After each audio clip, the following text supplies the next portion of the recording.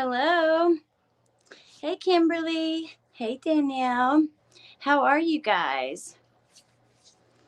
Oh, I couldn't decide if I wanted to do this live or not. I was not feeling good, but I spent the last few days gathering clips for it and stuff. So I really wanted to do it. Hey, Hannibal. I'm doing good. You made me laugh about thinking that post was about summer. I read that just before I came on. I went back all the way to the beginning to find the original coverage when Suzanne first went missing, and I found some really interesting stuff. And then I went through hey Mark, I went through all the tweets from the courtroom and picked out the ones I thought were the standout ones, and then I got clips of the actual prosecutors after court. And one thing I did want to tell you guys, I didn't get clips from Profiling Evil, but I think they're going to have one of the prosecutors on their show soon. So I linked their channel, but they actually have on their website, it's called Story Maps, and about every case. Hey, Christine, it kind of goes into all the details on the case. They're really cool. So I linked the story maps too. The description box is full of all the creators I took the clips from. Hey, Meg. Oh, yay. That's so wonderful. Meg is she's become a friend of mine. And she actually had a stroke, and she was struggling, and I'm so happy to hear your thoughts are clear. I bet you that feels so good. So yeah, I'm excited, you guys. Who's going to have the Profiling Evil? He used to be in law enforcement. His name is Mike, and he has a YouTube channel, and he's having the prosecutors on, I think maybe in a day or two. So okay, so I'm going to play, hey Amanda, clips from the beginning. So this is 2 weeks. The first one is 2 weeks after Suzanne's disappearance. This is from a creator called It's a Crime. A lot of people know and love her. Yes. So it's really interesting because we see images in this clip of the FBI leaving the Morphew home. So hold on just a second. Okay. Share this out where you can. Now, let's get into it. It's been 2 weeks since Suzanne's been reported missing. Since my last video, there's been a few updates and some important ones. We know that the Morphew house has been cordoned off. No one is allowed to be at the house, and it's been reported that Barry is staying with a friend. And I was listening to a Nancy Grace podcast, and reporter Lauren Scharf was saying that the house has been cordoned off right since the beginning, and in the news reports it also showed that the FBI was coming out with bags of evidence. A CSI photographer was also seen at that home. Now the search warrant for the home has been sealed, and on the podcast they were also talking about you have to let the judge know what you took out of the house, and you have to leave that return, it's called a return, with the person who owns the house. So this warrant actually has been sealed. And it says the return would list the items and pieces of evidence, or what would be substantial evidence in this case. And they're still not releasing the home as a few days ago. And if you know of any newest information, please let. Was the sound weird on that for you guys? Was it going in and out? So curious, because on my end it was awful.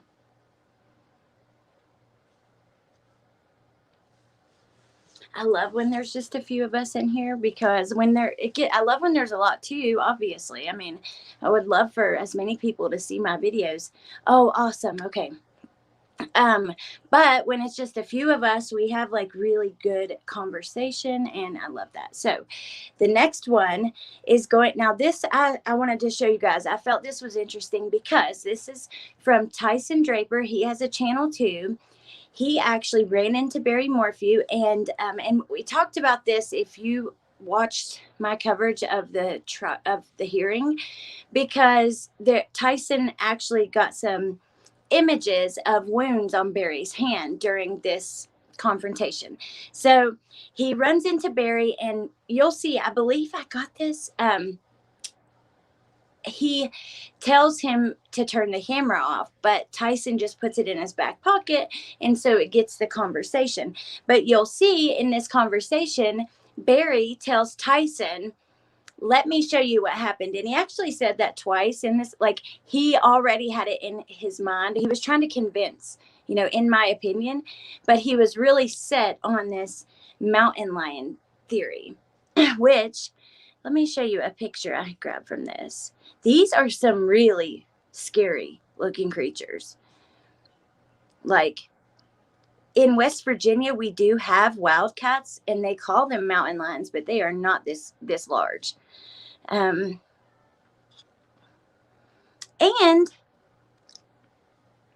just, I wanted to show you guys, we were talking about all the antler and hunting talk during the trial. And I found these photos. I think I got them from during an unmasked video. I watched, I just, like the last 3 days, all I've been doing is watching stuff. But there's him with a huge set. And then here's him and Suzanne with them all around them. So.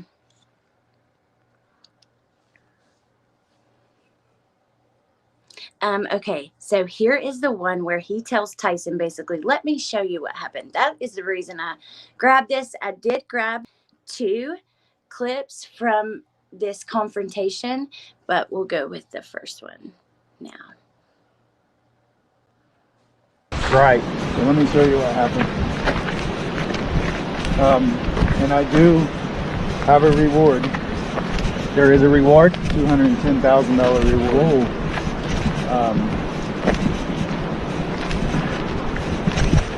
The bike was found at the bottom of the hill by that tree where the peak is. Oh, really? The first night there was a mountain lion. The officer seen it walk by the car, so we thought maybe she got attacked by a lion. We thought maybe she wrecked coming down this hill, a car coming around the corner fast, or maybe was disoriented and got in the river. So the sound is still doing that for me. I'm just glad it's not doing it for you guys. I'm like this up to the speaker trying to hear it at times. Me too. I'm acting like an addict. I mean, oh my gosh. It's been fun though, like to take a look back and watch that initial coverage. And I think I told you guys this, but in case some of you guys weren't there, Suzanne was my first video. I can't show it because it has music in it. It's a TikTok because that's where I started. And I should be over there a little bit more. There's my little thing. But she was my first TikTok, which is really cool. Oh, thank you, Nadia. Red is my favorite color. If you guys saw this dress, though, it has like 2 little holes in it in the bottom. But when I'm sitting here, you can't tell. And it was sitting right there. And I'm like, I love it. I got it on Amazon and wore the heck out of it for the last 2 years. Or his pants unzipped. I don't know. I didn't look. Or I didn't notice. Danielle, I do believe that he got kind of, I don't know, passive aggressive. But I don't know. What do you mean threatened him? How? Write that out to us and I'll play you the next clip. This one I took from this confrontation, but it's because he was kind of blaming the police. And that's something that Don Wells has kind of been doing, right? Like the police didn't do a good enough job here and here, which is interesting. So here we go. We're this way and that way if it was the cat. Because the cats, they drag their prey up the mountain and out of people's. We can't find sign for the cat, but we got rain like right away. Yeah. Could have washed away sign. So they found her bike just right against that tree down there? Well, no, it was on the ground. The wheel was facing, and the sheriff department, they screwed everything up. They shouldn't have touched it. Oh, really? Left it. It's evidence. pulled it up, and then the sheriff we had cars over here. Well, the sheriff let everybody drive through here, covering all, or messing up all the evidence. They were walking all over this area, which if somebody abducted her, they would have had foot tracks. They would have fingerprints on the bike. And they let 10 other people touch the bike. Oh man. I mean, we was really upset that first night. Okay. I must have totally missed that. Said he tells him something at the end. Don't show that recording or I'll have to come after you. Or maybe I switched it off when I thought it was the end and it wasn't. If I find out you're with the media, I'll have to go back and check that out. Hey, Stephanie, how are you? Steph, he is, right? But he's like dead set on it. It's interesting language. He's not kind of like, because, you know, if someone's missing, you want to make sure to explore all possibilities. So you don't only focus on this one and then maybe these other, like with the Summer Wells case, there's too much focus on the parents. And, you know, they very well could have done it, but we need to check. Everything needs to be looked at. But yeah, I'll try to find that, you guys. I must have cut it off before because I totally missed that. Okay. So now I have Barry's plea, and I got this off of 9 News' YouTube channel. This is where Barry asked for Suzanne to come home. I did restart it because it's really short, and I wanted to watch it twice and let you guys watch it twice. So in the screen recording, it will play twice. Yeah. It's either on the tape or Tyson told us. Interesting. Thank you guys for that. Okay, let me do this one real quick. Oh, Suzanne, if anyone is out there that can hear this, that has you, please, we'll do whatever it takes to bring you back. We love you. We miss you. Your girls need you. No questions asked. However much they want, I will do whatever it takes to get you back. Honey, I love you. I want you back so bad. Oh, Suzanne, if anyone is out there that can hear this, that has you, please, we'll do whatever it takes to bring you back. We love you. We miss you. Your girls need you. No questions asked. However much they want, I will do whatever it takes to get you back. Honey, I love you. I want you back so bad.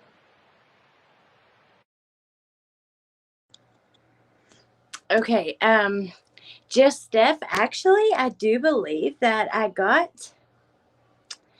hope I did, because I got some clips from afterwards, the prosecutors discussing that, and I do believe that they said that they did look into and I got the tweets about it. So they did look into the other options, like the other DNA and stuff. It just partially matched. We just got a little bit confused, I think, with the way that we were able to hear what happened. So what are your thoughts on that? For me, I don't know what's wrong on my side. I can't hear very well, and it froze. Actually, I'm thinking about changing to my other camera. But okay, I'm gonna go get the other phone that I have.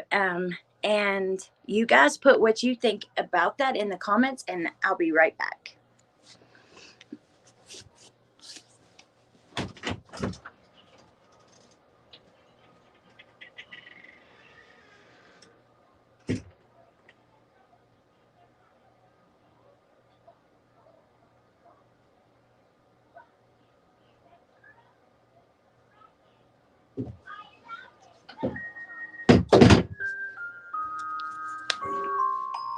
Okay, I don't know what that is. Oh, sorry. It was playing lullabies for Bentley. Okay, I'll be right back.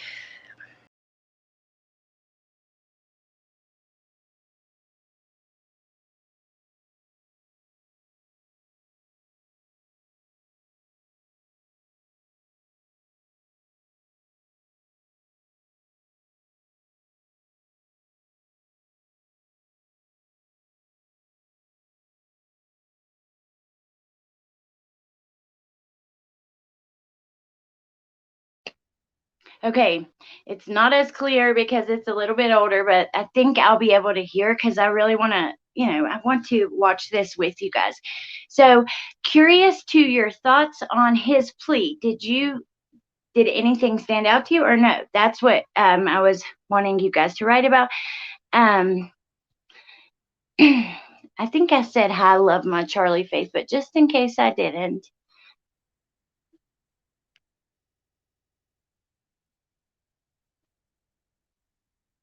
He doesn't sound like he has much to say because he really hasn't. He knows she's gone and trying to work out what he should be saying. I believe that he was really careful. That's why he kept it so short. He knew he was under a microscope at that point. So that's my opinion. But because I remember at the time when it came out, I'm like, that's it. Like, that's all you have to say.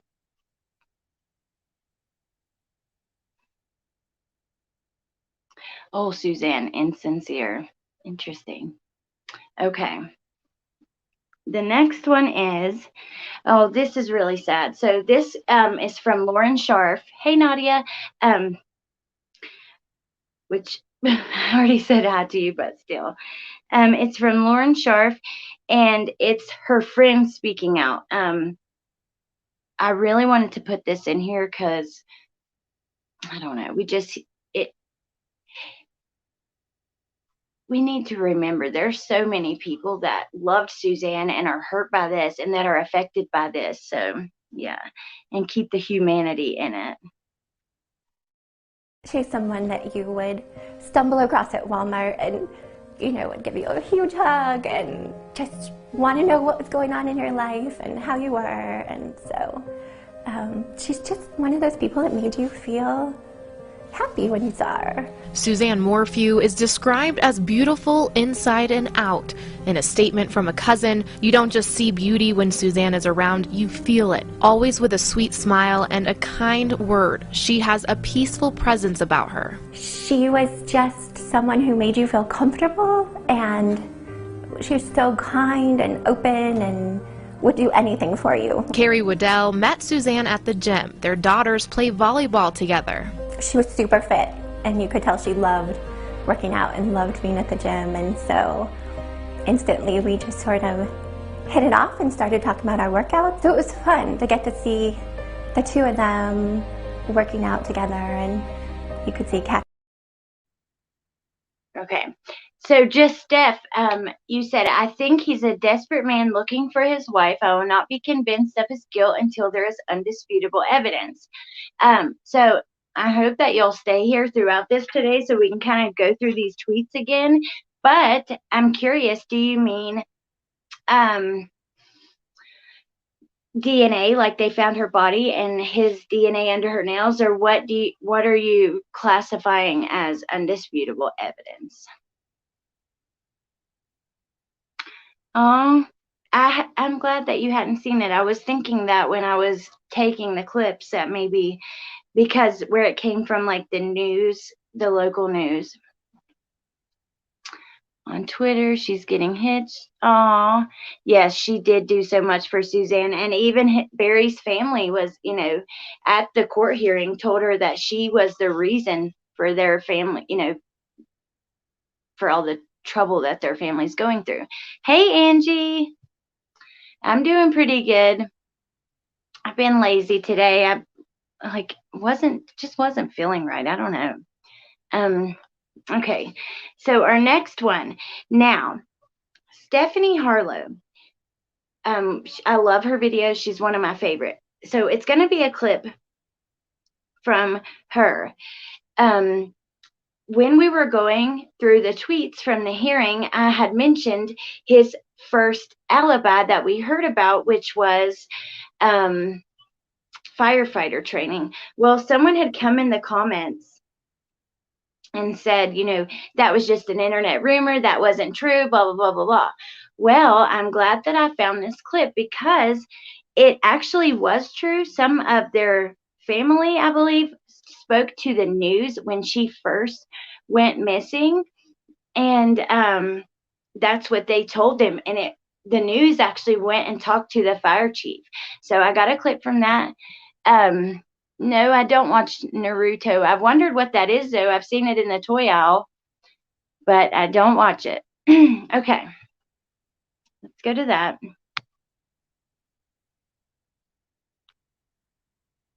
believe it's this one. 5 on the east side of Salida. Investigators searched there for 3 days, looking for any sign of Suzanne Morphew. Wait, this is not it. It's the next one. This is still Lauren Scharf. And I don't know how I missed this one, but it's something. Oh, yeah. This is not the firefighter one. I think will be next. This one is about the neighbor where next to a job that Barry was working on Mother's Day. So sorry about that. 5 on the east side of Salida. Investigators searched there for 3 days, looking for any sign of Suzanne Morphew. Did you ever talk to any of the investigators? They came here and talked to us. They interviewed us and asked us the same questions you've been asking me. She says investigators used tractors and special equipment that could see through the cement. They were digging quite a few places. They had like conferences, they must have been 10, 20 people investigating. Mary and her sons learned that the construction next door was a job site for Barry Morphew, Suzanne's husband. They searched the whole place, I think. The garage, they had all cement in that, and they tore, I thought, almost half of that up. That was a big doing. But she does remember something strange, a loud noise in the middle of the night on Mother's Day weekend. At first, the very first, I thought maybe some truck, I don't know whether anybody be parked in my driveway or something, but no, then it just kept running and it just seemed in the same direction and it was over there, and I've been hearing all this noise for, like I say, quite a while. Mary says she has a good memory, but is hard of hearing. She says the noise had to have been really loud to have woken her up. Okay. Oh, thank you, Mark. I don't have any mods here right now. I actually never, like, if I'm going live, I don't go, hey, got a live in 30 minutes. Just because I know that they have lives too, right? So I want them to help out when they can, and when they can't, it's okay. You know, there's not a ton of people in here anyways. Angie, oh my gosh, I am so sorry. If there's something I can do for you, if I can, oh, Meg, that's right. Happy birthday. I'm sorry. Sorry, I saw that in between. Angie, if I can, like, get and order you dinner or something from somewhere local or anything I can do, let me know. If he goes to trial, it will be the jury's duty to determine his guilt or innocence. Without a body, it is very difficult. There may not be any indisputable evidence, but mounds of circumstantial. Yeah, exactly. That's why I was wondering what would be her. Does it have to be DNA? And actually the clips that I have after we go through the tweets, the DA addresses not having a body. So, oh, Angie, I'm so sorry. And Meg, I happy birthday. I cannot believe I totally forgot until you said that, but we hadn't spoken, or I would have probably remembered. But yeah, happy birthday. Today we go on a date and do my makeup first time in a month. Oh, that's awesome.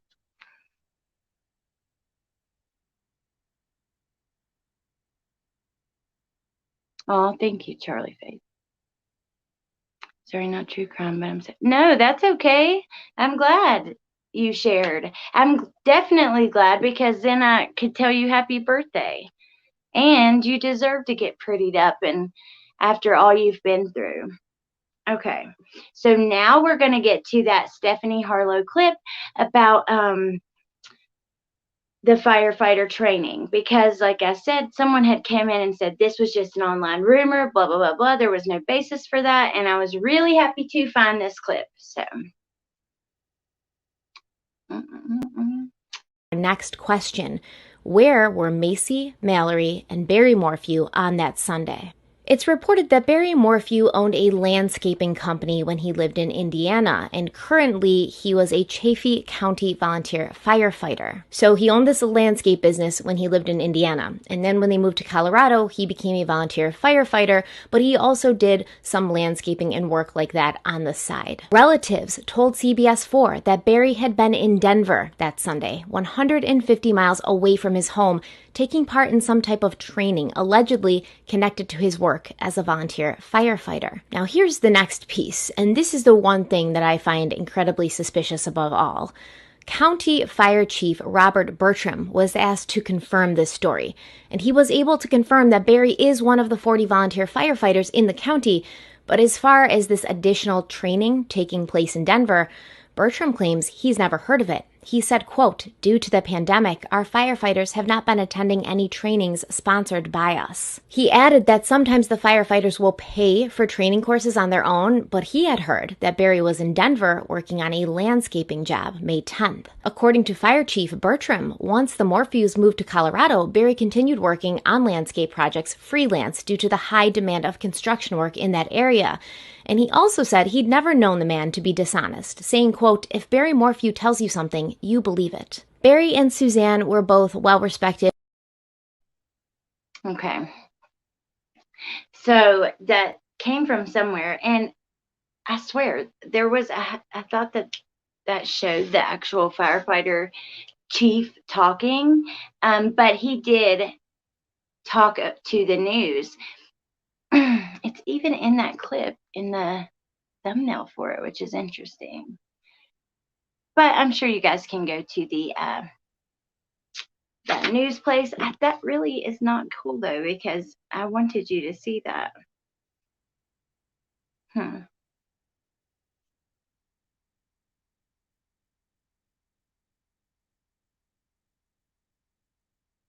second.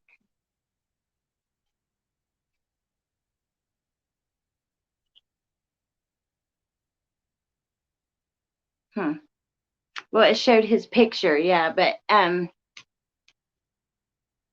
thank you, Breck Johnson.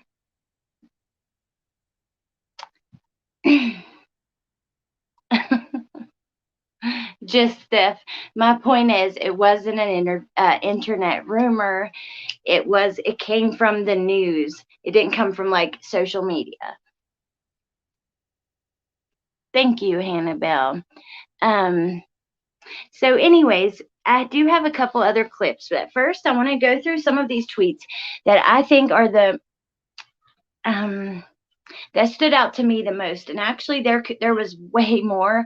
I just went through Lauren Scharf's tweets because I had saved, when I was going through and reading them live, I was checking like 7 different people that were there.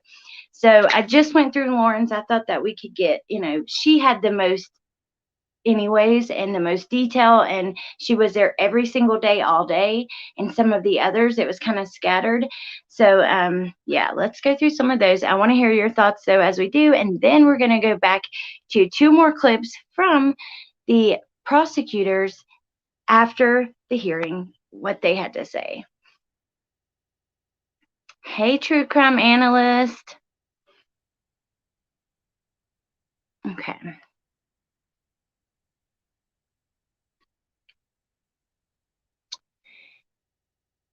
So I thought when the spy pen, like when we were hearing about that, that was super interesting to me.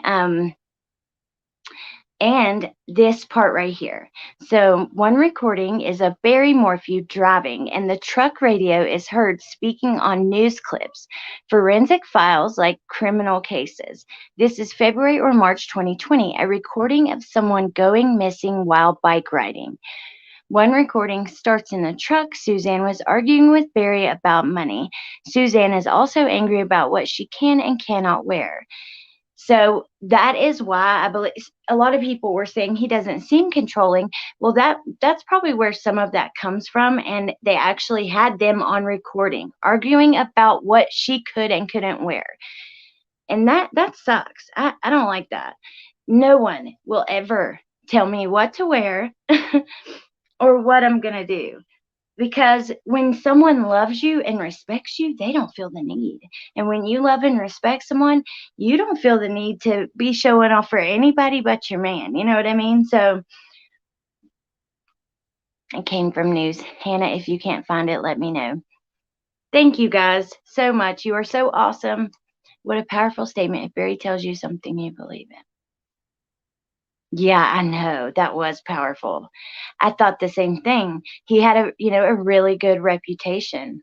So, okay. This one, the text messages are on the screen. September 1st, need your prayers for peace today. It's been a rough day. This is Suzanne's text to her friend Sheila. Later on, Suzanne wrote, relationships. He pulled Macy in again and left. My heart hurts for her. Agent Harris says, according to Sheila, Barry would try to get the girls on his side and pit them against Suzanne. Now, we do have his lawyers who came out and said, she lied to Sheila, or Sheila's a liar. But, you don't, just because Sheila said it doesn't mean it's true. But interesting. It definitely, this controlling narrative, this, it keeps that going for sure. Just, Steph, I want to know what you think about these tweets, for real, because you challenge me on everything, which is fine. I like a challenge, and I think that we all need to be able to think from all directions. But some of these are pretty, in my opinion, pretty damning. Okay. Now, this one I wanted to show you guys. Okay, one of Libler's daughters found out about him speaking with Suzanne and told her older brothers and uncle. Suzanne and Libler paused their relationship for a while, but then got back to communication in Christmas of 2019. She had used her dad's phone to order pizza and found the messages. If Libler's children found out, why was it so hard for him to come forward? You know what I mean? That is really frustrating. You're supposed to love this woman. She is missing. It's not, a secret that's well kept. So, I don't know. Which we will say, we will see a little bit more about why he feels that way in just a second.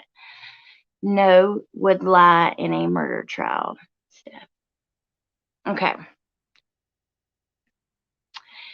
Suzanne met with Jeff Libler in February of 2019. That was the first time that they physically met. I believe they started talking at the end of 2018. They met 6 times, right? 1, 2, 3. Wait.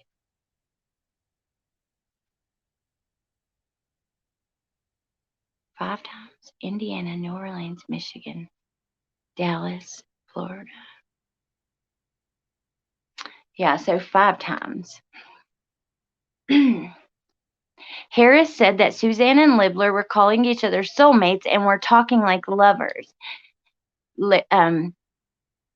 Barry's attorney asked if they had sent nude pictures to one another, and Harris said yes. No, his wife didn't know Meg.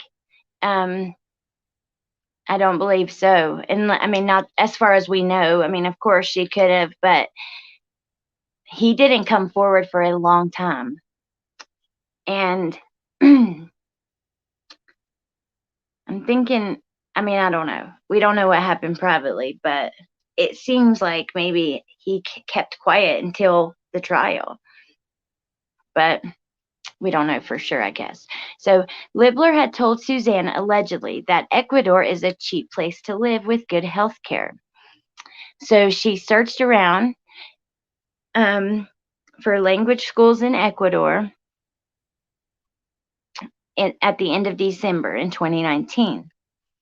The state objects to the relevance and the foundation of the information, and the judge said, we don't know when, but we know the what about the Ecuador research and the language school. Okay, so this was interesting because this here put a lot of doubt in people's minds. It just did. You know, this gave the defense something to say. Hey, she was searching for Ecuador, but she wanted to go with her lover. Her communication with her lover stopped on May 9th at 2:30 p.m. approximately.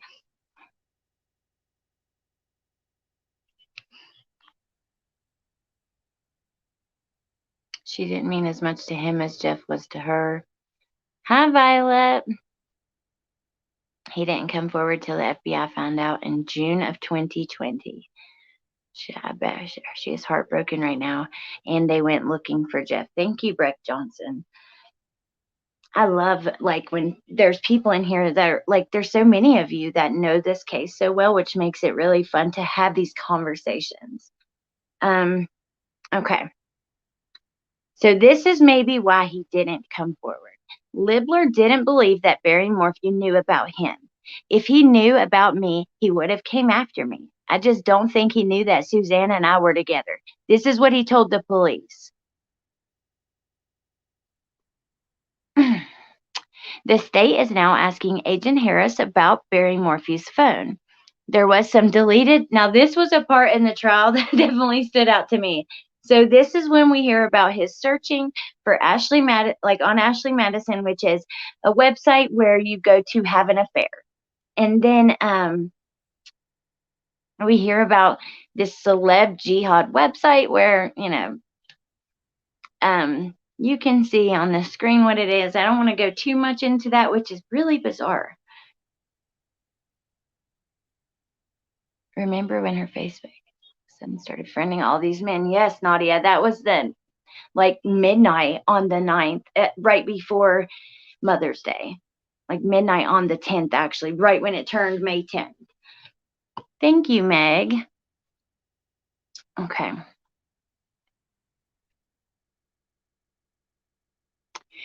The text message on May 6th, this is an important part to me. This here shows a lot, in my opinion, and I want to know, you guys who think that they didn't bring enough evidence, what you think about this, and those of you who think you did, what you think about this. So, the text message on May 6th that Suzanne Morphew sent Barry Morphew reads, quote, "I am done. I could care less what you're up to and what you've been up to for years. We just need to figure this out civilly." Barry had deleted it, but investigators found it. Agent Harris says this text message is a significant step for Suzanne. According to Sheila, Suzanne had not come out and said this until May 6th. Thoughts? Gotta know your guys' thoughts. Heck, would you come forward if it was likely Barry would come after you? Yeah, exactly. That's what I'm thinking his mind. That's what I believe that his mind. State of mind was. Sorry. Oh, cool, Amanda. Oh, it was crazy. And they still haven't found her. And, you know, it's been a long time.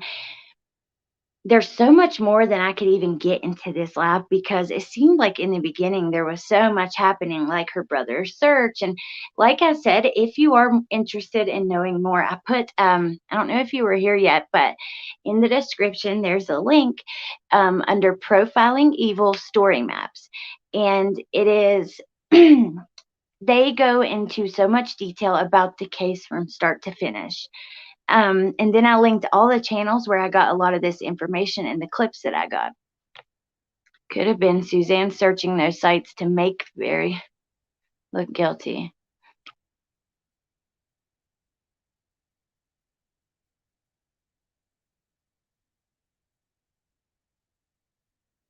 Okay. On May 10th, Jeff Libler had wished Suzanne a happy Mother's Day and knew it would be a hard day because she missed her mom. Suzanne never responded. On May 11th, Jeff Libler texted Suzanne Morphew wishing her well, wishes for her cancer treatment day. She also didn't respond, and that was allegedly his last message to her. And I didn't put any clips from this video, but speaking of her missing her mom, her dad, I think Profiling Evil, I think it was 3 months ago the video was posted. On Profiling Evil, they had her dad on there. And he is no longer with us, and it's just heartbreaking. So if you guys, that's another really good video to go back to. I honestly think they brought forth enough evidence.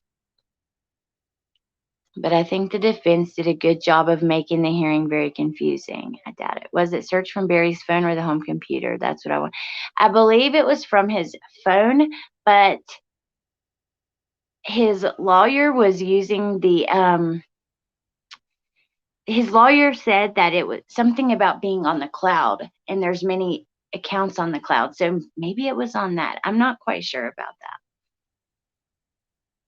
Yes, Linda Stanley will be on Monday on Profiling Evil.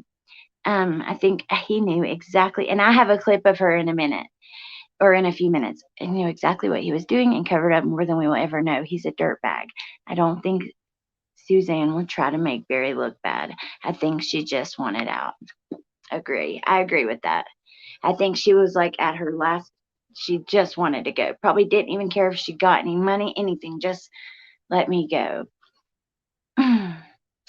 We do see that he was controlling, and that, I mean, Barry makes Barry look bad. Absolutely. Okay.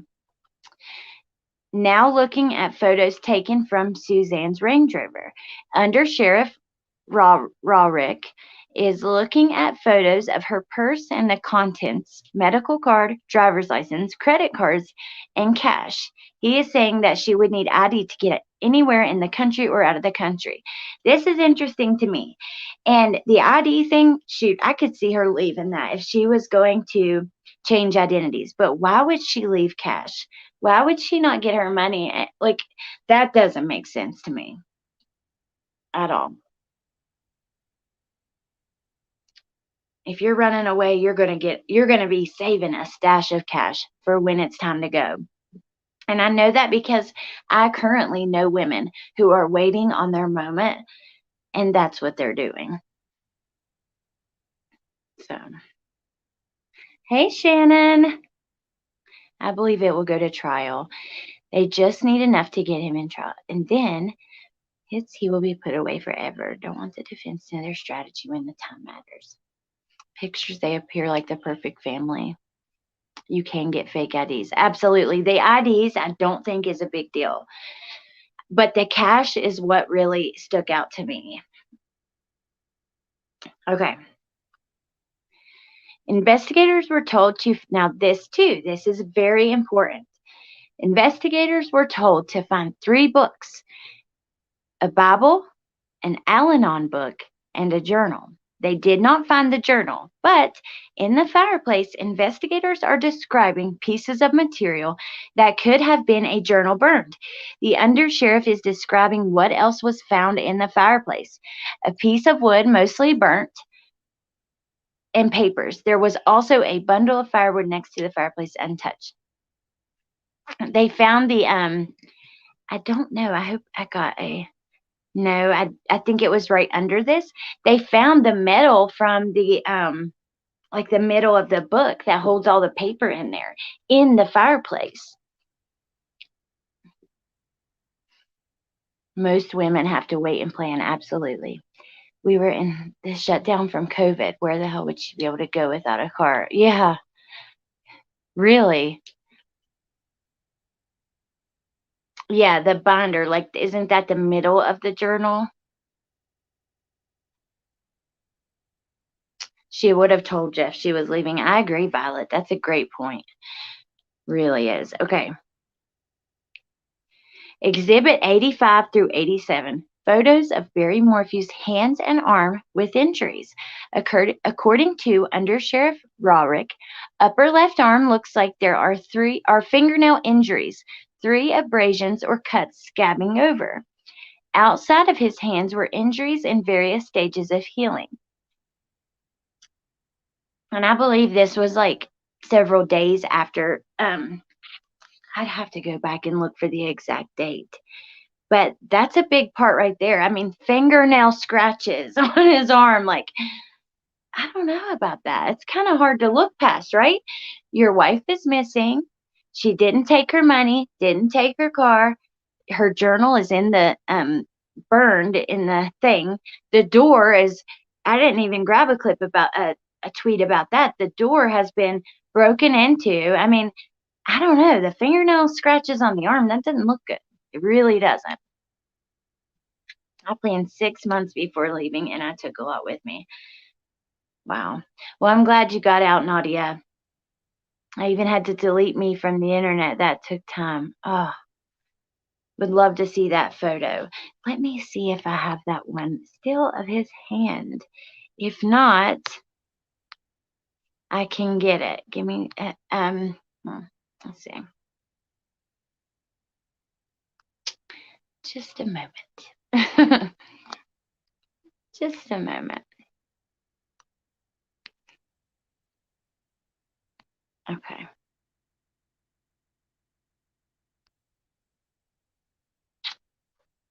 Here is a cut in his hand. This is from the video with Tyson Draper that I put the clips in at the beginning. He noticed injuries. If you look on our right, his left hand, you see that slash in his hand. You know, it's been speculated he's left-handed. I think this is also pretty interesting. You know, if we're looking at everything and you've got scratch marks, and they say when someone, you know, if he had to dismember her or something like that, he would have been working with sharp stuff. It's really common to cut yourself. Okay, I don't know where we were at. Let's see.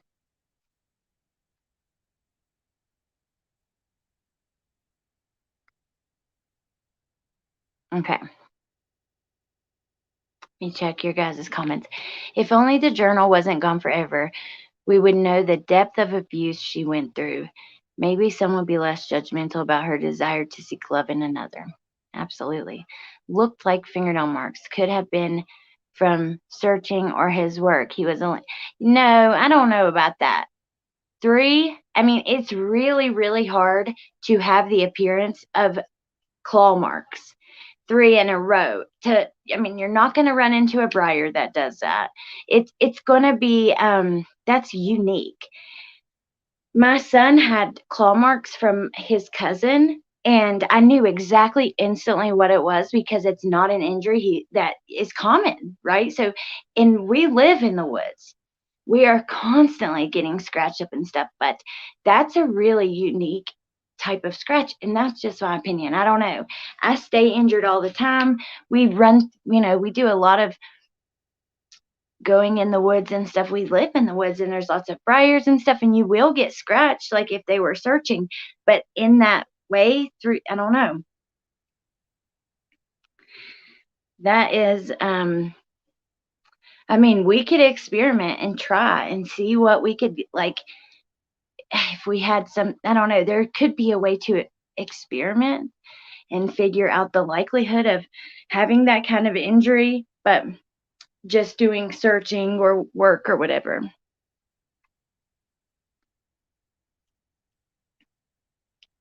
One piece of wood and burned paper doesn't look good. Okay, let's go to the next one. A white coffee cup was sitting on the kitchen counter that was half full next to the sink.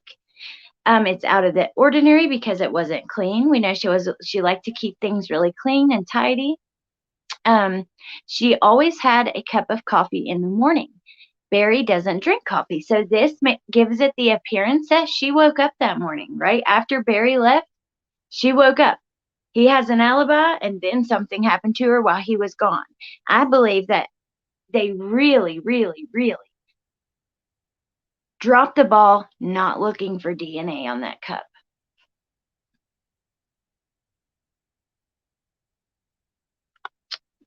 I do too, Steph. I agree majorly. Okay. Talk about divorce. Agent Greasing said Barry Morphew would tell Suzanne Morphew, "I'm not discussing this because it's never going to happen. The state said, quote, it never did," unquote. Barry told investigators, "I don't recall," more than 95 times. If you're trying to twist my words, if I don't recall something, I don't recall. Thought that was interesting. According to Gruesing, Barry Morphew said all he had left in his life was hunting. Barry had hunted since he was 7. If I have to live this life without her, at least I can hunt. Now, this is interesting because you have your daughters. Like, and I saw Vanessa from Unmasked, I believe, said that. And I thought, oh my God, yeah, because all you have left is hunting. Come on, bro. That's ridiculous. Someone mentioned Barry was simple and didn't engage. He was so good at getting rid of Suzanne while leave remnants of anything you were burning in the fireplace.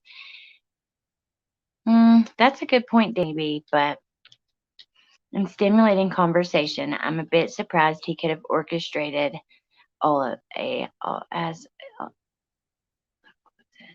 I get what you're. Oh, okay, all of this. Yeah, I got what you were saying. Okay, I don't know. I mean, we've seen other people kind of. If he was planning this, we've seen other people that as long as you have a lot of money and you think ahead, I don't know.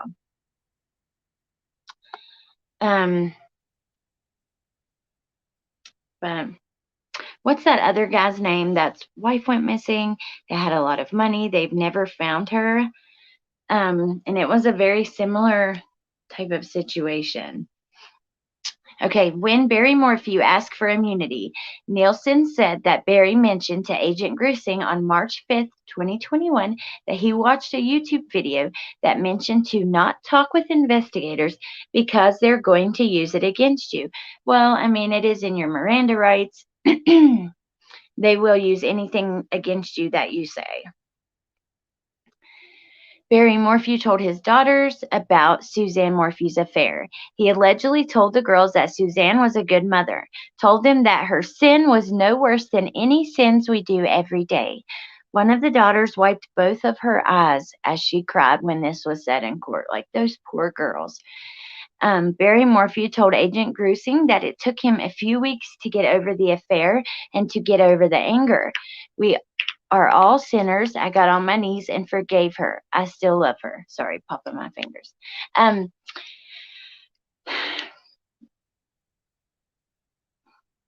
Yeah. Okay.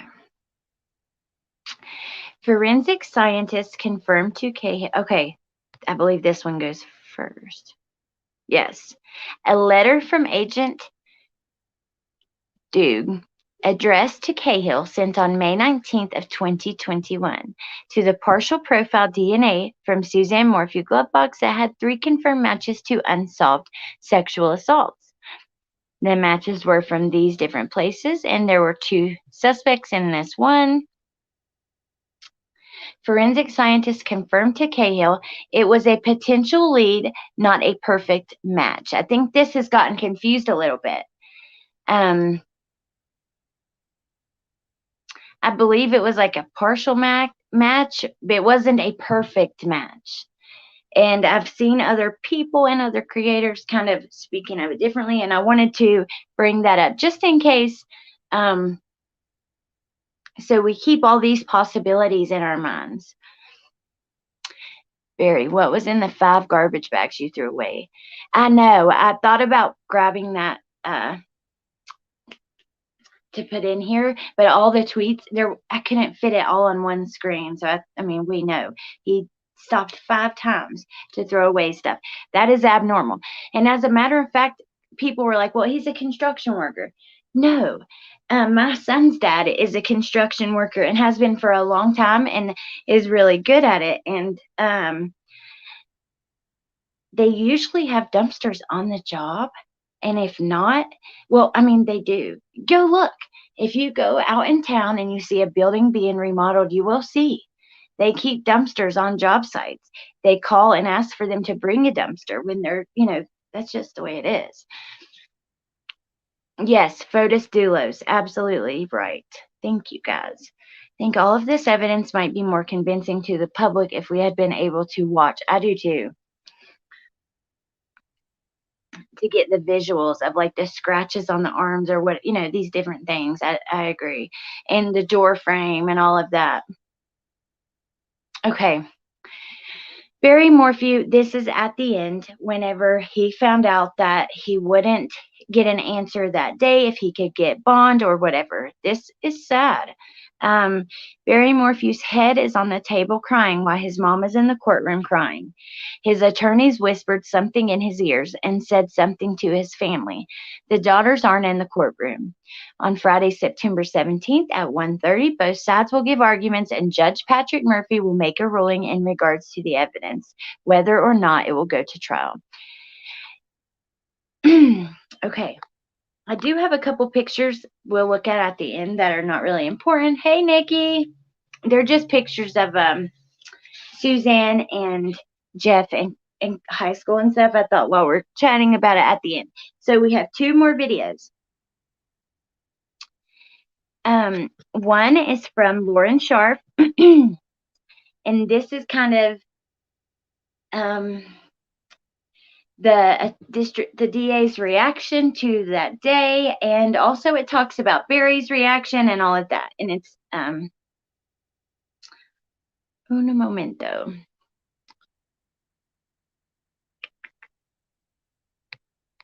Okay. And the state's prosecutors.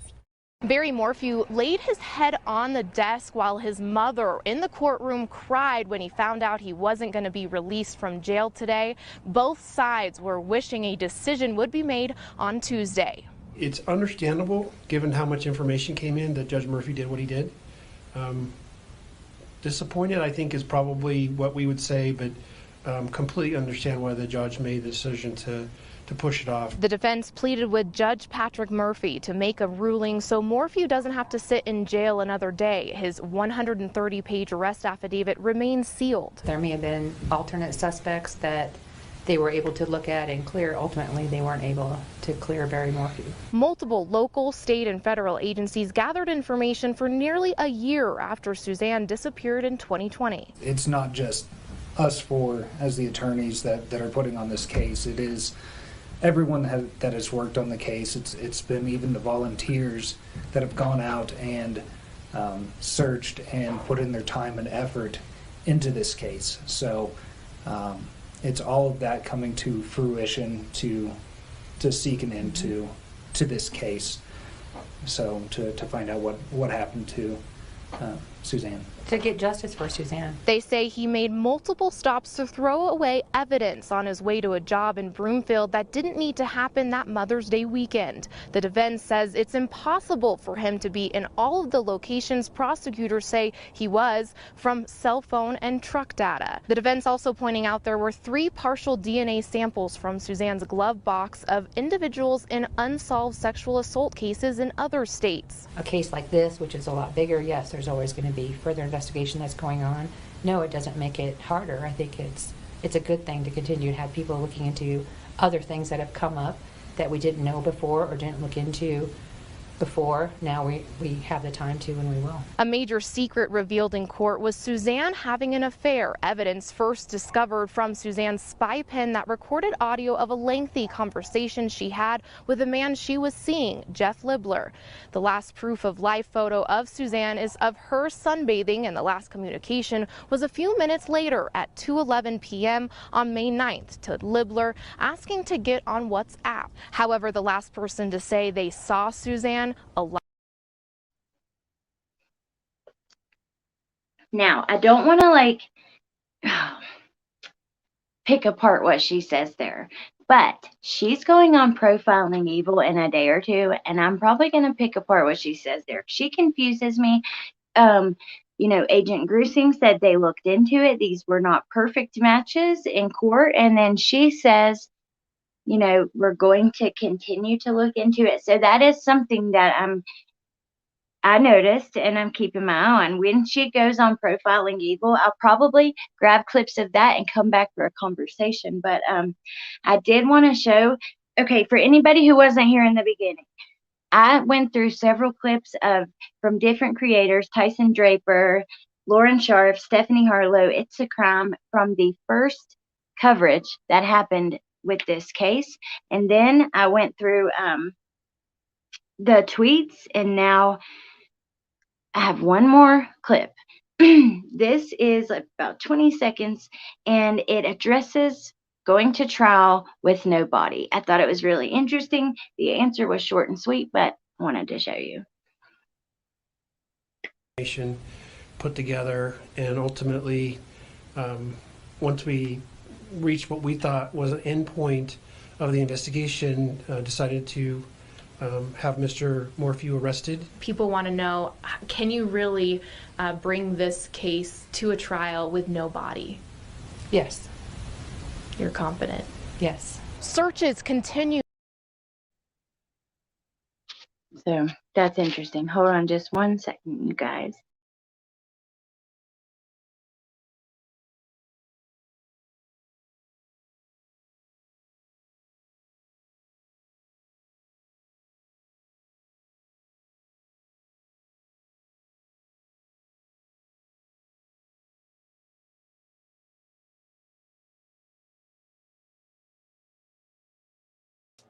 Okay, I wanted to get back on the other camera because it's a lot better. That one is a Galaxy 9 Plus, and this is an 11 Pro iPhone 11 Pro. So the camera is so much better, and I never realized it until I started using it. But anyways, because for a while I was still streaming on the old one with the new one. Okay, which pic freaks you out? My picture? Why is that? So I don't know, you guys. I really don't know. Let's a couple of other pictures I got to look at just to, let's see. Oh, okay. So also, and this wasn't mentioned in court, but Tyson Draper, the YouTuber, had went up in the woods behind their home, and he actually found a burnt spot in the woods behind the home. So I thought that was really interesting. He has a video up on his channel. I believe that's the link I have in my description under his name should be to that video, and it's only like a minute and a half. So I do recommend checking that out.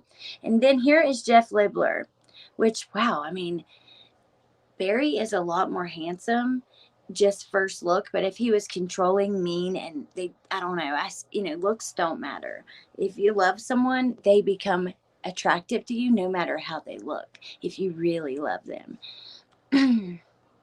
Here he is again. Oh, I think he's handsome there. I've seen a lot of women say they thought he was handsome, but maybe he's just not my type. And then here they are in high school. Suzanne and Jeff. Alexandria Monroe High School, 1987. 2 years before I was born. So that is all I had, which that's a lot of information for us to go through. But what do you guys think? Are you nervous about the trial coming up? Yeah, I don't know. I'm really nervous. I mean, I do think it'll go to trial. Are you nervous about the court date coming up? I do believe it will go to trial, but I'm still nervous. And seeing some of the public's opinion and other YouTubers. I was listening to someone the other day, and they were really, really focusing on that DNA in her car. And that worries me. I don't know. No, silly. I'm like, well, why does it freak you out? Barry is hot. Sorry, but he is to me. I think he's evil, but sexy AF. Meg, I think he was attractive at first. Oh, I hope I got this picture of them in here. Damn. It is such a creepy picture to me. Hold on. I have it, so I'm going to pull it up.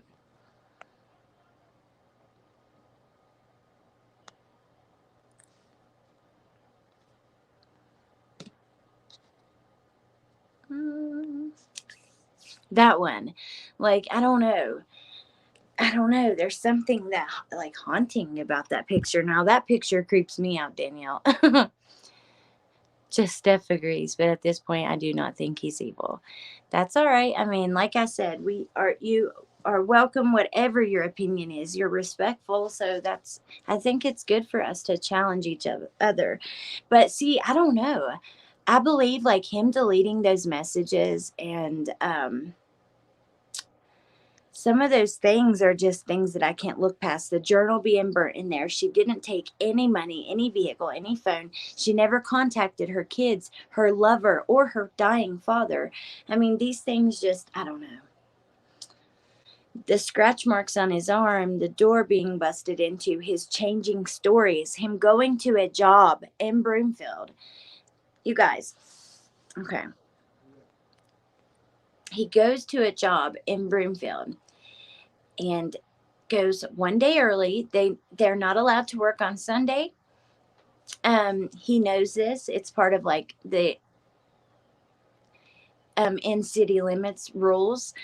But yeah, he goes on Sunday. He leaves in the middle of the night, basically, goes up there and doesn't bring any of the equipment that they need for the job. I mean, the people that were working the job for him were confused why they even came, because they never had what they needed and they never ended up getting it. It was almost like he was staging his alibi. There are things that are circumstantial, but it's stuff that I can't get past. Like, why on Mother's Day when your kids aren't there and you had such a special night before, supposedly, because Barry claims that they had, steak and sex and all of that. And her friend claims, no, they haven't had a night like that in a long time, over a year.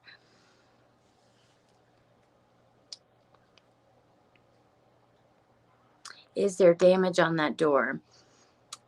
Well, we didn't get to see it. So all we know is, yeah, they said it was damaged and there was a crack in the frame, I think, or I don't know. There was damage, but why are you so forbearing? But we don't know exactly like to what extent because we couldn't see it. Oh, I know, Meg. I know you're not. Those are the things that just like really I can't get past. Also, like the way that the family dynamic once she was missing. Oh, Hannah, thank you. Let me see if I can pull it up. I believe in innocent until proven guilty, not guilty until proven. But I mean, how far is proven to you? Because is proven, there's lots of cases that are people feel that they proved their guilt or innocence based on circumstantial evidence. Or are you going to need, like, they found her body and his DNA under the nails? I mean, how much? I don't know. I'm curious. It made me nervous that they arrested without a body. They actually did that in Gannon. Let's look. They actually did. Oh, they're not in. No, you can't really see. They actually did that in Gannon Stouck's case. They arrested Letitia before they found his body, which is interesting. But they found his body, quickly after. And they still could find hers. They could find hers from here until, September 17th. They could find hers before the trial. I mean, and I do believe if that happens, they will push off the date in order to make sure and go through all of the evidence that may come along with her body, autopsies and all of that stuff. And depending on where she's at, I mean, we don't really know what stage of decomposition she would be in if she passed away, May 10th of 2020. It'd be pretty bad unless she was like in a frozen lake for a long time, or I don't know. You know what I mean? Let me pull up that video that Hannah was talking about. Thank you, Hannah, so much for going to find that. You absolutely didn't have to do that. There is damage on the master bedroom. Yes. Okay.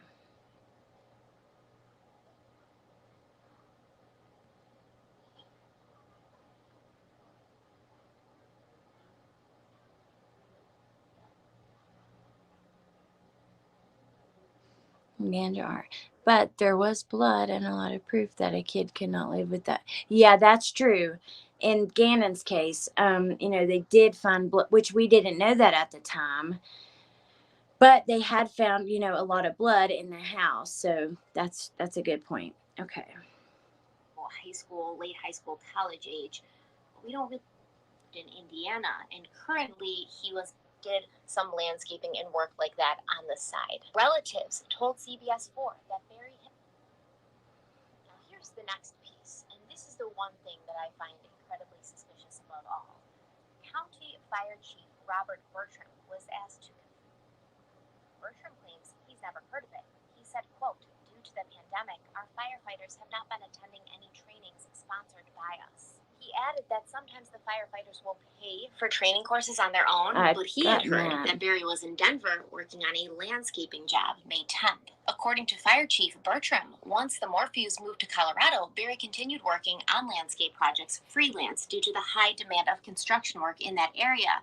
And he also said he'd never known the man to be dishonest, saying, quote, "If Barry Morphew tells you something, you believe it." Barry and Suzanne were both well-respected, well-liked members of their community and active members of their church. And according to many who knew Suzanne, it was common for her to go on a bike ride Sunday mornings before church. Now, Macy and Mallory also appear to have not been home that Sunday. It's unconfirmed, but...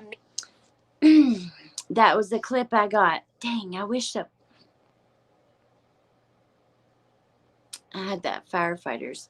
Yeah, that's the same exact clip that I have, I believe.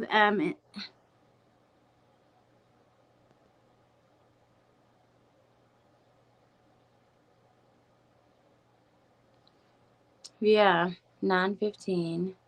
Firefighter, but he also did some landscaping and work like that on the side. Relatives told CBS 4 that Barry had been in Denver that Sunday, 150 miles away from his home, taking part in some type of training allegedly connected to his work as a volunteer firefighter. Now here's the next piece, and this is the one thing that I find incredibly suspicious above all.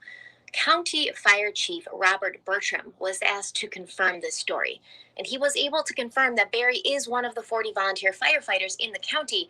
But as far as this additional training taking place in Denver, Bertram claims he's never heard of it. He said, quote, "Due to the pandemic, our firefighters have not been attending any trainings sponsored by us." He added that sometimes the firefighters will pay for training courses on their own, but he had heard that Barry was in Denver working on a landscaping job May 10th. According to Fire Chief Bertram, once the Morphews moved to Colorado, Barry continued working on landscape projects freelance due to the high demand of construction work in that area.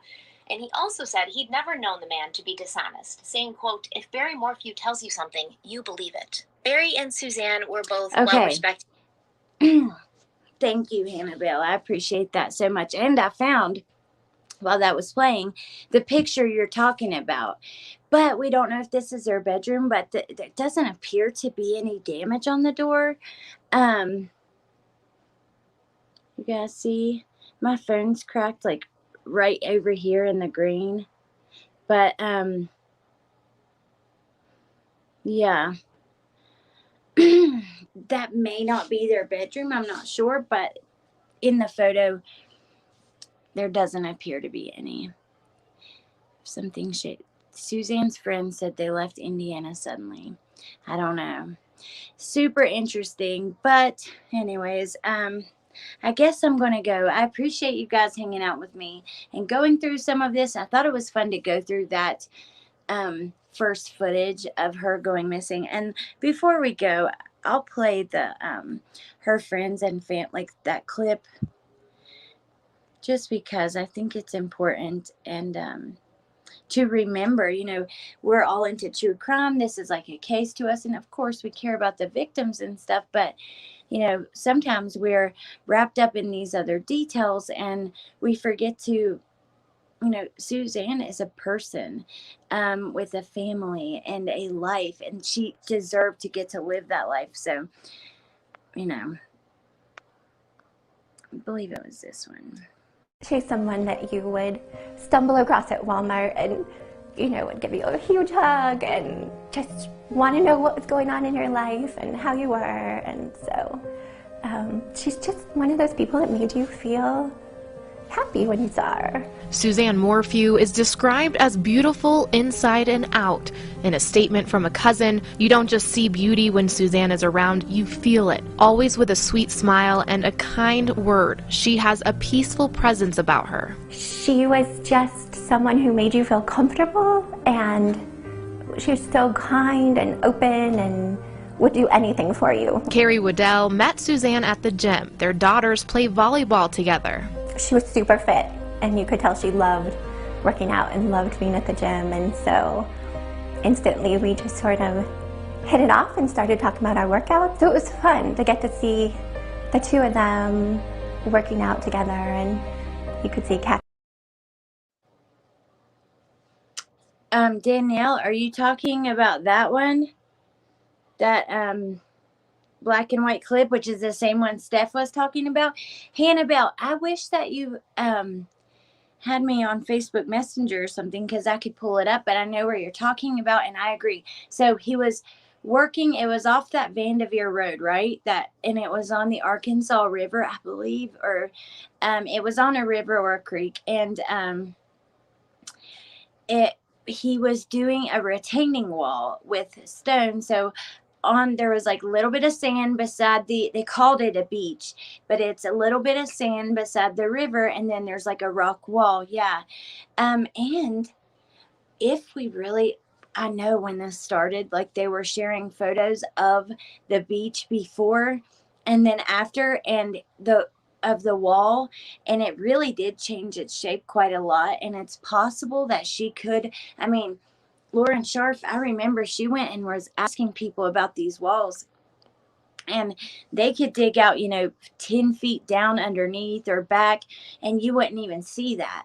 And a lot of times they do that to make it sturdy, or to put, like, I don't know what they put in there. But I mean, I don't do construction. I don't know, but it's possible that she's down in there or under it. And then also we have that wall. There's one other wall I was interested in too. But, okay, if you guys remember when her brother organized the search and all those people went out there, those dogs hit on this tree, and everybody was thinking how weird it was, but you could bury a body in the trunk of a tree, and I don't know, but this is interesting to think about that, and then think, Barry, he does landscaping. They obviously plant trees and things like that. But one of the things he was throwing away on those trash runs was like an empty tree thing where he had planted a tree. So it makes you wonder, is that what he did?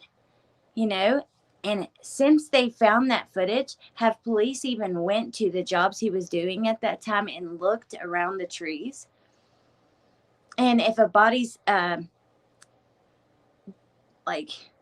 decomposition is happening under the ground, wouldn't the trees, maybe the leaves change colors or something like that?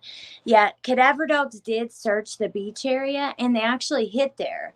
And then I don't believe that they were allowed to dig up to the extent. I don't know. I'm fuzzy on those details. It was a long time ago. But I remember seeing a picture of her brother. Let me see if I can find it. Andy was standing on the top of the wall with the dog, and they posted a photo of that on the river beach. I can chat in the video battery. Suzanne isn't at Vanderveer on River Beach. Would he leave her at a job site? The cops did dig up the slab there early on. Yeah, they did dig up a concrete slab. My Facebook is Allie Erickson.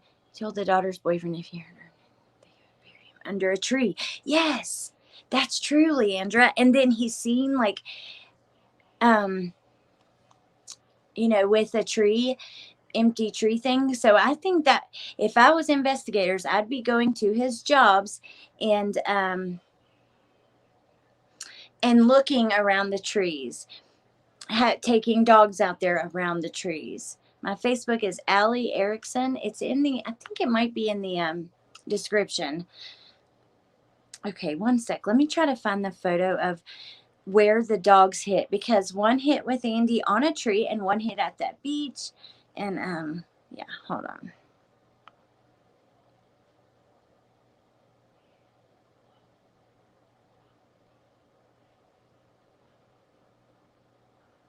Okay. Holds a lot of weight, and he had a tree farm. You kind of resemble the cousin ask.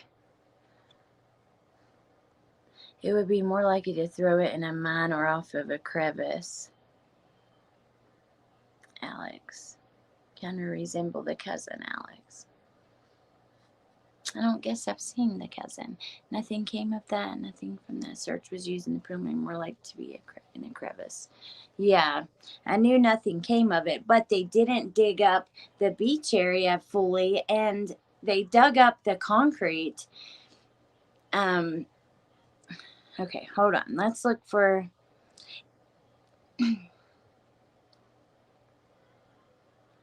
Okay, so a dog, okay, it hit on this rocky area, if you guys remember that. And then I believe this might be the tree. Hold on.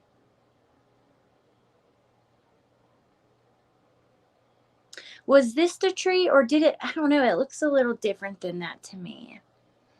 Oh, it was in the clip I just played. I was watching the chat while I was playing it. Hey, Amber, but I will look again. That's funny. Okay. I've got to find that picture of that dog on the tree, because that's really interesting to me.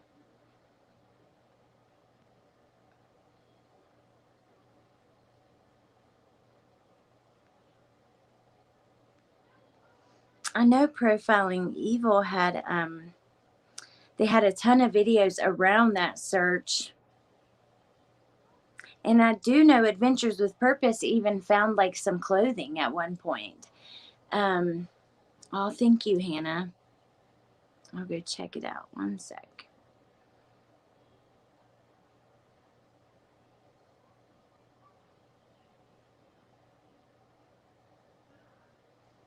So it's interesting. The dog hit on a tree. He was on surveillance with the empty tree thing. I think that that's at least something that should be looked into. It seems also by that clip of the DA that they haven't fully even looked at everything that they should have, which he redeveloped the beach and could have then rediverted the water back over a grave. This isn't him, the FBI indulged Andy and went to those sites. I know that they went, yeah. I'm just saying possibilities.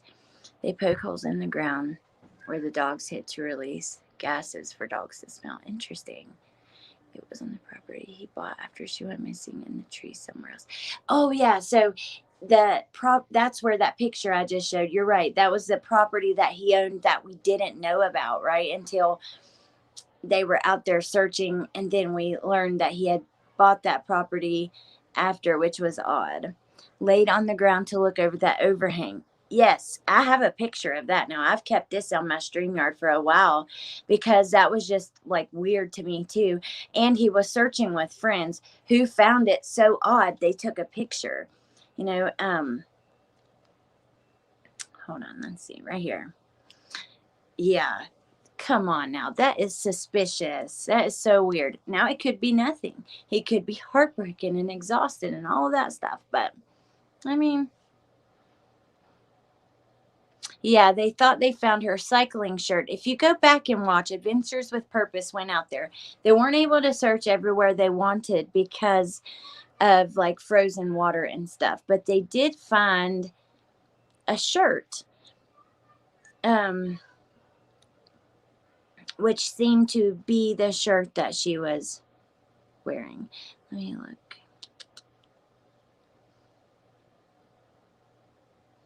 Is this the tree? Where is that tree? That I will find it. Give me 1 second. Then I'm going to get that photo Hannah sent, and then I'm done for the day, y'all. But if you guys missed the beginning, we went back over like the original footage from when she went missing, and it was really interesting. If you're following that case, you should definitely check that out, and check out all the links in the description. There are so many good creators who've covered the case, as well as that story maps that from Profiling Evil that just goes into all the details.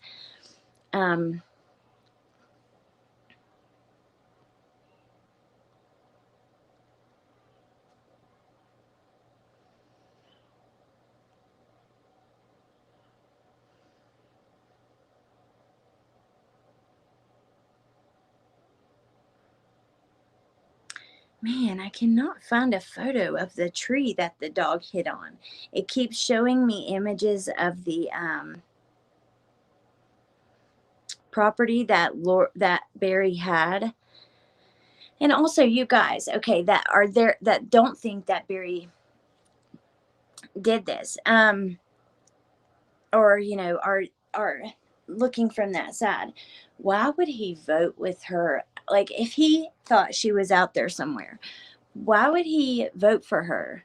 You know what I mean? Obviously, you would think you would get caught doing that if she was out there somewhere.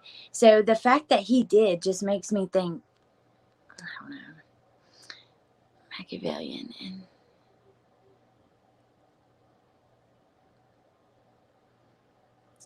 And I have to check your channel out. You can link your channel, Humanimal.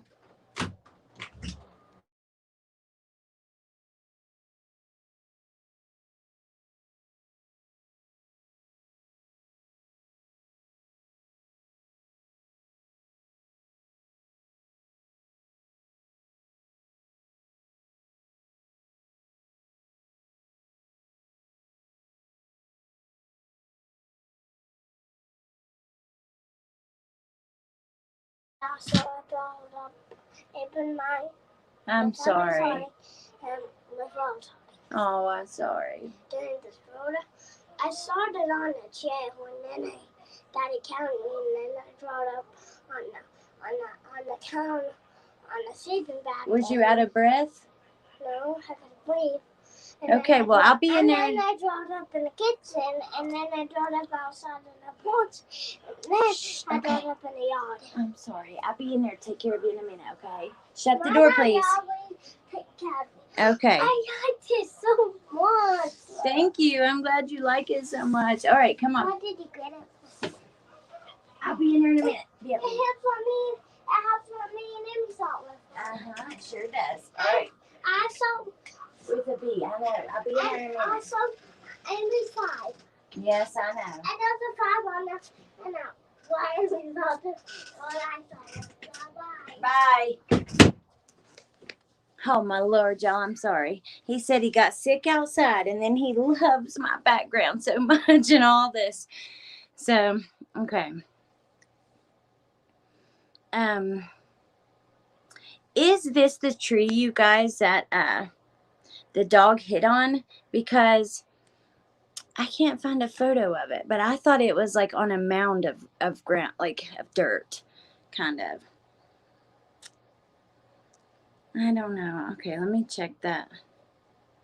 I could put it on the screen, what Hannah sent, like through StreamYard, but I'm just going to hold the other phone up to it. You too, Tina. That's funny. You think he wanted it to look like maybe he was grieving. Okay.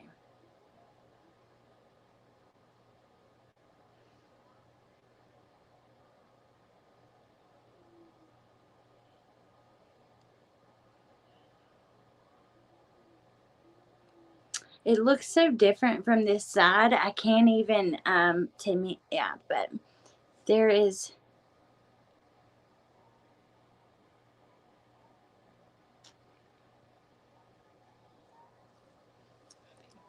Oh, thank you, Humanimal. He looked devastated. Doesn't make him look innocent or guilty, but it looks like a genuine exhausted moment. Understandable, guilty or not. Hey, Truth Seeker. I think it was a small tree with a mound of dirt circling it. That's what I thought. And then, I don't know. I wish, then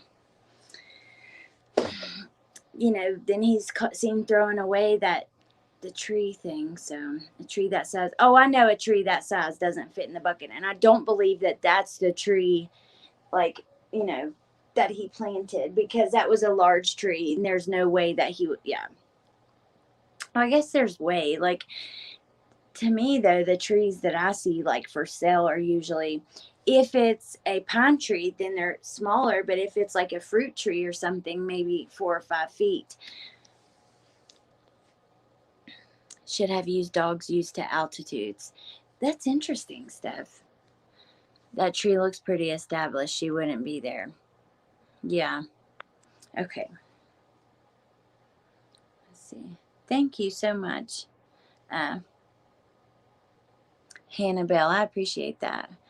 So anyways, none of us know what's going on. We really have to wait and see. When the DA goes on profiling evil, I'll definitely be back. I'm going to take the most important clips from that. Like, I watch it so you don't have to. Although I recommend you guys go and do your own research.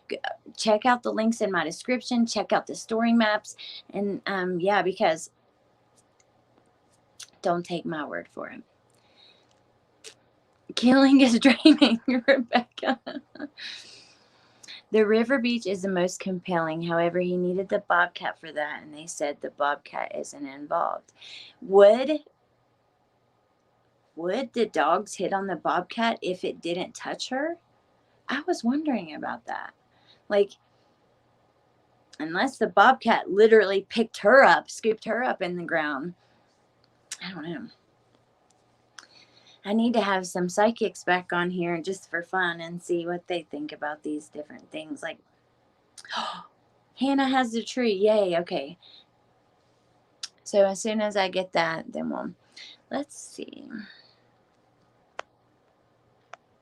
Thank you so much, Hannibal. I appreciate that. And just for fun, let's go, or for fun, but just to go back and look in case you missed it. So he was really trying to sell the story that a wildcat got her, right? So he tries to, I'm going to show this clip one more time of him with Tyson Draper where he tells him what happened. Let me show you what happened. And then I want to show you a photo of a mountain lion in that area. And they are really big. They look like the daggone Lion King or something, but hold on. Right. So let me show you what happened. And I do have a reward. There is a reward? $210,000 reward.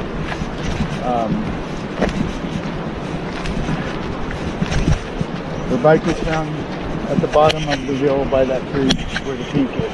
Oh, really? The first night there was a mountain lion.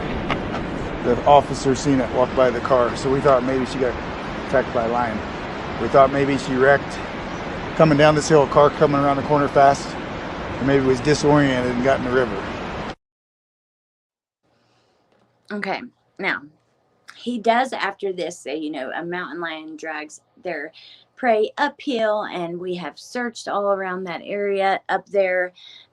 He says that they searched 200 square miles, and I found this funny. It's a crime. When I was going back through old coverage of this case, she said that Colorado is 200 square miles. So I don't know, but here is, now that thing is ferocious looking.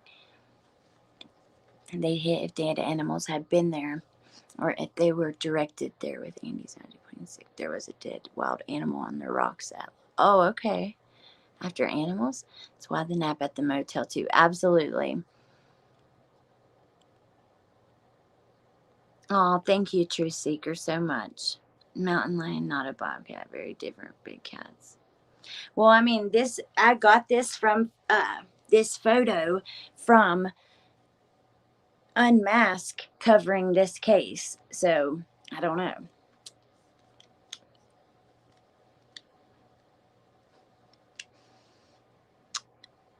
A female hunter at the shoot at a mountain lion. See the article about the mountain lion attack again. I didn't see that. No blood, no line. Did 400. Okay, and then there they are. She looks so cute in that cowboy hat. I love that. That reminds me of the state fair. Oh, okay. Awesome, Hannah. No, these are good. Let me see. Okay. That's the wall I was talking about. Okay. So I'm just gonna, well, I don't know what's better for me to just pull it up on the screen. Yes, I got them and they're really good. Okay. So I'm not going to do that right now. I'll do it this way just because it might be easier and you'll still be able to see it the same. I just need to hold, well, my light's kind of reflecting. So there's her brother with one of the dogs during this search. Now, I can't tell. They're not at the beach there. I think they're on his property that we found out after that he owned. So when they were there, we found out during the search, like on day 2 or something. I was following it every day, and I remember them saying, you know, we found out that Barry owned this property that we didn't know about, and a dog actually did hit out there. And this is what that looks like. And they did. Now they went out and searched this area and didn't find anything. Then, okay, this is the job in Broomfield. This is the wall that they were rebuilding. Lauren Scharf has a really great video, and I don't have it linked because I wasn't prepared for this part of this lab. But anyways, she has a great video where she goes down looking at the wall, trying to find out if anyone had searched it, looking for cameras around the wall, all these different things. So this is during its construction, which would kind of show you there's many ways. They could go under the ground and hide something under the wall, or you could hide something behind the wall, right? And then here it is rebuilt. Extended this picture of the wall is from when this is after it's been fixed. Did you get these photos, Hannah, from Lauren's video? If you did, can you put a link for that in the comments? That is a really, really good video. And yeah. Oh, thank you, Kim D. Red's my favorite color. That pic was taken in Jackson, Wyoming. Now Andy is a good actor. What are you talking about? No, this pic right here is from the Daily Mail. If you go and look up when they go look for the Daily Mail article when they were doing this search. No, Andy isn't a dog handler. I was thinking that too when they had the picture of him on the beach with the dog hitting. But I mean, I'm sure he wanted to be as involved as he could. He just wanted to find his sister. That is what somebody desperate looks like. Okay, just I'm like, I don't even think I said bobcat. But Andy, to me, is what I would expect, you know, Barry to look like. Just desperate and doing anything and everything. Barry seemed more shut off, which maybe he felt he was going to be blamed for it. But, I don't know.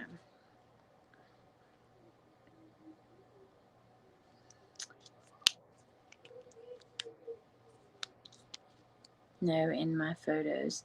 Okay, well, I do know that that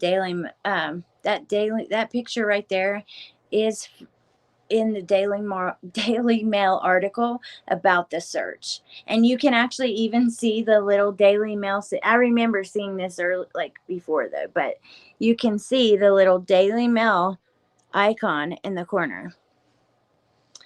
The horn arches. Oh, okay. I see what you're saying. I'm sorry, Steph. I'm like, wait a minute. No.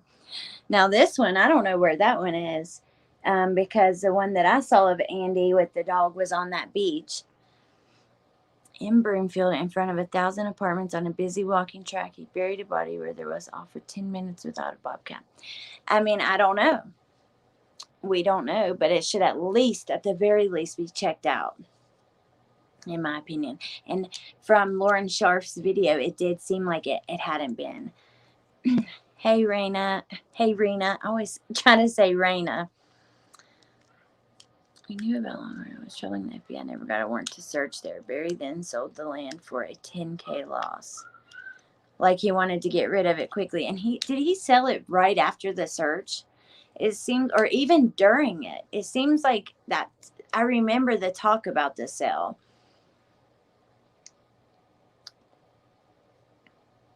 I'm saying one's fibbing and I'm thinking Barry.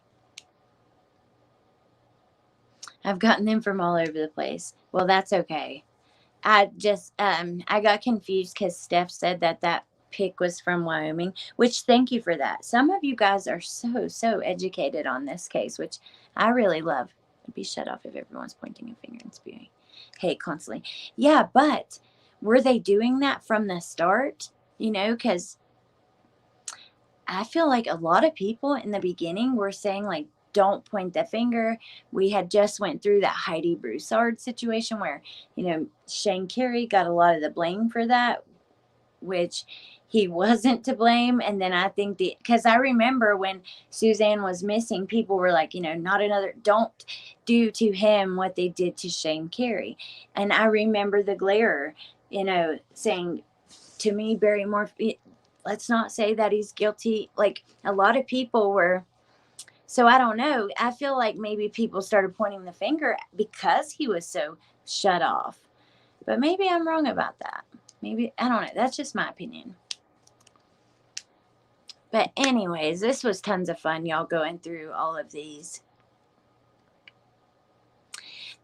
If my loved one was missing, I wouldn't care about that. I would still search for them and participate in like their family search and things like that. I would be on the news like every time I could get on there just to get their name out more and more and more. You know what I mean? I would be, I don't know. Go. I'm just getting annoyed and being annoying, disappointed in this. No, you don't have to go. I mean, I'm getting ready to be done anyways, but I had high hopes in this channel. Psychics. Well, honey, you can go if that's what you want to do. You are not forced to be here. But we are going back and looking after the trial. I think it's good for a refresher to go back and look at the coverage from the beginning and see. There's certain things that, you know, should have been looked into more that just weren't. There's certain things just because I feel like my way, you guys can feel your way. But psychics, some are fake and a lot of them, you know, take advantage of people and stuff. I get that. But some of them are very real. I've seen, you know, cases where there's one psychic that I really believe. And that's because she's kind of proven herself. And that's in the, her name's Psychic Reverend Donna Serafina, and in the Vallow case, she predicted so many things about that case. I mean, her readings and were, you know, basically exactly the same as the affidavits that came out from the FBI. It was crazy. So I do believe that some people are gifted. If you want to leave my channel because of that, then bye-bye. I don't really care. But that's just the truth. I also believe that some are not real, but I just think it's interesting. We don't have much else. That's what these channels are for. Yes, for us to discuss and brainstorm. Exactly. If you're really interested in this stuff, then I am too, and it's fun. You can have any opinion you want, but if you come in here and start being rude with me, then you might as well go, because I'm not going to put up with that. I have the best intentions. I want the truth to be out there. I want everyone's viewpoint to be acknowledged. And that's just that. If I hadn't called my animal psychic, my dog wouldn't be with me. Aw. Hey, That's really cool. I have a friend who's an animal psychic. She's awesome. She has a channel on here. Her name is Anne, and her channel is called the Animal Intuitive Channel. If you guys don't, oh my God, like, just go then. Like that. That is so rude. Set that down. Please put it down, baby, right now.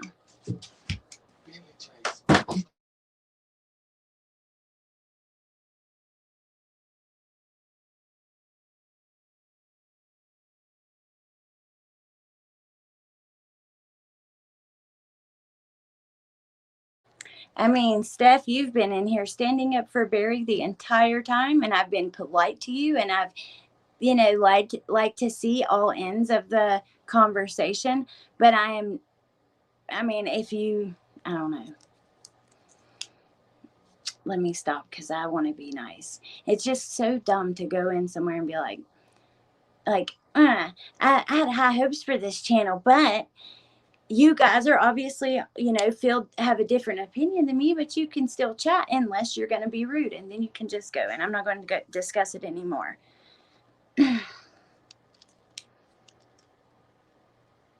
Psychic said she just needed acupuncture. Oh, wow. That is so cool.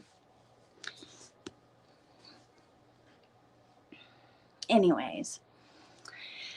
So, pretty interesting to go back from the beginning and see,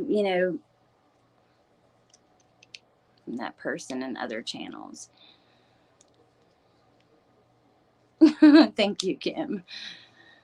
It's just so rude because, you can disagree, but to just be straight up rude, like, don't you have something better to do? If you already know everything and you already have an opinion, then why are you here? Oh, thank you, Rena. Thank you. Anyways, that's all I've got for you guys. But do check out those links, and I'll be watching when the DA goes on Profiling Evil. I'm really looking forward to coming back to discuss that. Let's see. Let me find. Oops. Oh, Summer Wells is still missing.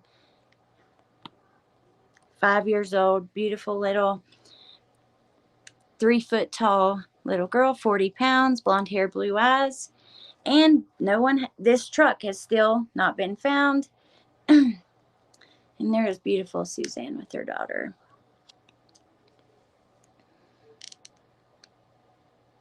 I was agreeing with you, looking great. No, I didn't jump on you. You've had an opposing opinion the whole time, and I've been fine with you. The part is that they said that you then agreed with that ticked me off was, oh, I had a lot of hope in this channel. But you're going through, hold on, let me find it. High hopes in this channel. Psychics rehashing ridiculous scenarios. You look and sound fabulous, and you're very nice. But I'm just getting annoyed. Like, what the hell? That is so rude. It just is. No, I am done. I just was reading that comment. And Steph, I told you, I liked you. I liked having all opinions here to get to go through it. I liked asking, the people that thought Barry was innocent for their opinions on these things. And I've not jumped on you one time. I've read your things and kind of went back and forth and tried to come to a mutual understanding. It was the first part, and I appreciate you saying I look great, but honestly, I don't care how I look. If I'm being told that that they're getting annoyed, calling me pretty at the end doesn't really matter. But anyways. Oh, yes, like your your thing. That I read that right when I came on, and I was laughing about that. But anyways, all right, you guys. Thank you for coming and hanging out with me. Thank you for having these discussions. It is really interesting and really cool to look back on things when we're at this point in the process and kind of see. The first clip was from 2 weeks after she went missing, and let's not forget she's still missing. hoping and praying that they find Suzanne. But yeah, thank you guys for hanging out. I will see you pretty soon, but not exactly when.